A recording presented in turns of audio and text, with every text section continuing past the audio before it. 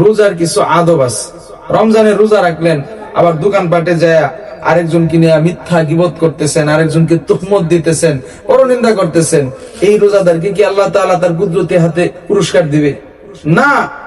রমজানের আদব আছে, এই আদব মেনে যদি কেউ রমজানের রোজা রাখে, আল্লাহ তাআলা বলেন আমার ওই আদব ওয়ালা রোজাদার বান্দা বান্দিকে আমি আল্লাহ আমার কুদরতি হাতে পুরস্কার দেব। রমজানের আদব 6টা। কয়টা জোরে বলেন? 6টা।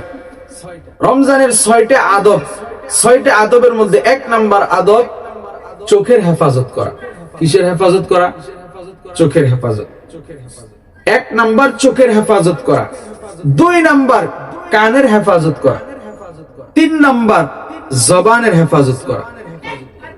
1 নাম্বার চোখের হেফাজত, 2 নাম্বার কানের হেফাজত, 3 নাম্বার জবানের হেফাজত, 4 নাম্বার অঙ্গ প্রত্যঙ্গের হেফাজত, 4 নাম্বার অঙ্গ প্রত্যঙ্গের হেফাজত, 5 নাম্বার হালাল রিজিক দিয়া হালাল রুজি দিয়া ইফতারি করা। আর 6 নাম্বার কি? 6 নাম্বার হইল তাকওয়া, আল্লাহর ভয় নিজের অন্তরের ভিতরে ঢোকান। এই 6টা আদব মেনে যদি কেউ রমজানের রোজা রাখতে পারে, আল্লাহ রাব্বুল আলামিন ওই 6 আদব ওয়ালা রোজাদার বান্দা বান্দিকে তার কুদরতি হাতে পুরস্কার দিবে। 1 নাম্বার, আবারও বলছি, রমজানের আদব হলো 6টা। 1 নাম্বার চোখের হেফাজত, 2 নাম্বার কানের হেফাজত, 3 নাম্বার জবানের হেফাজত। চোখের হেফাজত কিভাবে করবেন? আপনার সামনে গুনাহের কাজ হইতেছে, আপনি এটা দেখার পরেও আল্লাহর ভয় নিজের ভিতরে ঢুকায়া ফেলবেন। দুনিয়ার কেউ না দেখুক, আমার আল্লাহ কিন্তু আপনার আমার এই গুনাহের কাজটা ঠিকই দেখতেছেন। ফেরেশতারা কিরামান কাতিবিনরা কিন্তু আপনার এই গুনাহ আমলনামায় লিপিবদ্ধ করে ফেলতেছে। তো 1 নাম্বার চোখের হেফাজত, অন্যায় অশ্লীলতা চোখের সামনে পড়লেও সেটা এড়ায়া চলা। 2 নাম্বার কানের হেফাজত, অশ্লীল কোনো বাক্য হইলে গান বাজনা শোনার পর সেটা আর শুনবেন না, আল্লাহর প্রতি ভয় ঢুকাবেন, ওইটা আর শোনা যাবে না। গুনাহটাকে হারামটাকে হারাম মনে করা, গুনাহ মনে করা। 3 নাম্বার জবানের হেফাজত, এই জবান দিয়া যেন কাউকে গালিগালাজ করা না হয়, কাউকে যেন কটু কথা বলা না হয়, কাউকে যেন কষ্ট দেওয়া না হয়, কারো যেন বিপদ করা না হয়, কাহারো বিরুদ্ধে যেন চুগলখুরি করা না হয়। 4 নাম্বার অঙ্গ প্রত্যঙ্গের হেফাজত, কিয়ামতের ময়দানে আমার দয়ার আল্লাহ যখন বিচার করবে রে, ওই কিয়ামতের ময়দানে আপনাকে যখন জিজ্ঞাসা করা হবে, এ বান্দা বান্দি রে, তুমি তো গুনাহ করছো, অমুক কাজ করছো, অমুক জায়গায় গেছিলা, অমুক হারাম কাজটা করছো, আপনি অস্বীকার যাবেন, কিন্তু আপনার হাত পা জবান অটোমেটিক মালিকের দরবারে সাক্ষ্য দিতে থাকবে। হাত বলবে আল্লাহ আমি হাতের দ্বারা তোমার বান্দার নেকের কাজ করে নাই, গুনাহের কাজ করছে। পা বলবে আল্লাহ আমি পায়ের দ্বারা তোমার বান্দার নেকের কাজ করে নাই, গুনাহের কাজ করছে। জবান বলবে আল্লাহ আমি জবানের দ্বারা তোমার বান্দা বান্দি নেকের কাজ করি নাই, গুনাহের কাজ করছে। চোখ বলবে আল্লাহ আমি চক্ষু দ্বারা নেকের কাজ করে নাই, কোরআন দেখে নাই, কিতাবাদি দেখে নাই, এই চক্ষু দিয়ে শুধু হারাম গান বাজনা সিনেমা দেখছে, হারাম কাজ করছে। এরকম করে প্রত্যেকটা অঙ্গ প্রত্যঙ্গ মালিকের দরবারে সাক্ষ্য দিতে থাকবে। পালাবার কোনো জায়গা নাই, বেগে যাওয়ার কোনো জায়গা নাই। এই জন্য বলি অঙ্গ প্রত্যঙ্গের হেফাজত করুন। মাথার তালু থেকে শুরু করে পায়ের তালু পর্যন্ত সারা বডির প্রত্যেকটা অঙ্গ প্রত্যঙ্গ দিয়া যেন আপনার হারাম কাজ না হয়, আপনার গুনাহের কাজ না হয়। পারলে নেকের কাজ করবেন, নেক আমলের কাজ করবেন, গুনাহের কাজ থেকে বিরত থাকবেন। এই হইল 4 নাম্বার আদব। 5 নাম্বার আদব হালাল রিজিক দিয়া হালাল রুজি দিয়া ইফতারি করা। মুমিন মুসলমানের প্রত্যেকটা কাজে কর্মে জন্মের পর থেকে মৃত্যুর আগ পর্যন্ত তার এটা মনে রাখতে হবে, হারাম কোনো খাদ্য রিজিক যেন আমার পেটেও না ঢুকে, আমার পরিবারেও না ঢুকে।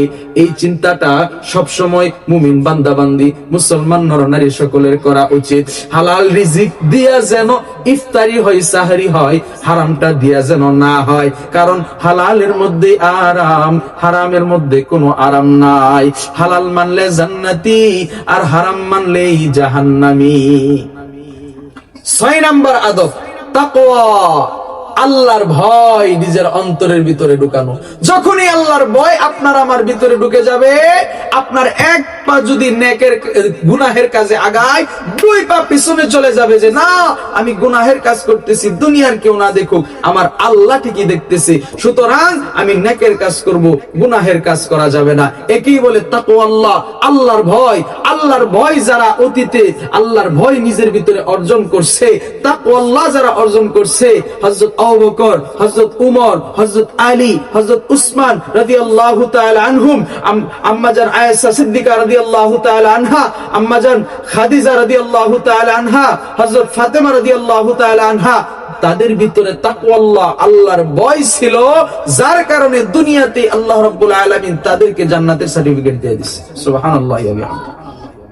এই জন্য আপনাদের সকলের কাছে আমার অনুরোধ, এই 6টা আদব মেনে যদি কেউ রমজানের রোজা রাখে, আল্লাহ রাব্বুল আলামিন বলেন এই রোজাদার বান্দা বান্দিকে আমি আল্লাহ আমার কুদরতি হাতে পুরস্কার দেব।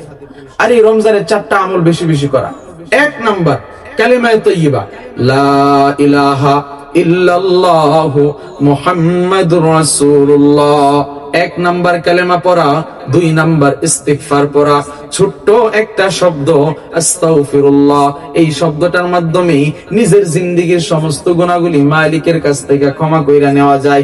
এই ছোট একটা শব্দ পড়ার কারণে আল্লাহ রাব্বুল আলামিনের দরবারে অনেক দামি হয়ে যাওয়া যায়। এই জন্য বলছে 4টা আমল বেশি বেশি করো। 1 নাম্বার আমল কালিমা তাইয়্যিবা, লা ইলাহা ইল্লাল্লাহু মুহাম্মাদুর রাসূলুল্লাহ সাল্লাল্লাহু আলাইহি ওয়াসাল্লাম। 2 নাম্বার আমল ইস্তিগফার পাঠ করা, আস্তাগফিরুল্লাহাল আযীম আল্লাযী লা ইলাহা ইল্লা হুয়াল হাইয়ুল কাইয়্যুম ওয়া আতুবু ইলাইহি। হাদিস শরীফের মধ্যে আছে এই ইস্তিগফারটা যদি কোনো বান্দা বান্দি পড়ে, সমুদ্রের ফেনা পরিমাণ গুনাহ থাকলেও এই ইস্তিগফার পাঠের খাতিরে আমার দয়ার আল্লাহ ওই বান্দা বান্দির সমস্ত গুনাহগুলি maaf করে দিবে, যদিও সমুদ্রের ফেনা পরিমাণ গুনাহ হয়।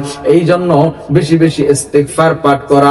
3 নাম্বার আমল জান্নাতের জন্য মালিকের দরবারে দোয়া করা, আল্লাহ তুমি তো জান্নাত বানাইছো আমাদের জন্যই, এত আদর করিয়া বান্দা বান্দিরে বানাইছো জাহান্নামে দেওয়ার জন্য না। আল্লাহ যেন গুনাহের কাজ থেকে বিরত থাকতে পারি, নেকের কাজগুলা বেশি করতে পারি। ও আল্লাহ, জাহান্নামের আগুন সহ্য করতে পারবো না, তুমি আমাদেরকে জান্নাতবাসী করিও, আমাদেরকে তোমার কুদরতি কুলে উঠাইয়া আমাদেরকে জান্নাত দান করিও। এই জন্য 3 নাম্বার আমল জান্নাতের জন্য মালিকের কাছে দোয়া করা। 4 নাম্বার আমল মালিকের দরবারে জাহান্নাম থেকে সব সময় মুক্তি চাওয়া। এই 4টা আমল আর এই 6টা আদব যদি কেউ পালন করতে পারে, আল্লাহ রাব্বুল আলামিনের দরবারে কঠিন কিয়ামতের ময়দানে আল্লাহ তাআলা তার এই রোজাদার বান্দাবান্দিকে আল্লাহ তাআলা তার নিজ কুদরতি হাতে পুরস্কার দান করবেন। আল্লাহ তাআলা তার কুদরতি কুলে উঠাইয়া আল্লাহ রাব্বুল আলামিন এই রোজাদার বান্দাবান্দিকে পুরস্কার দান করবে, চিরস্থায়ী জান্নাতের মধ্যে দিয়ে দিবে।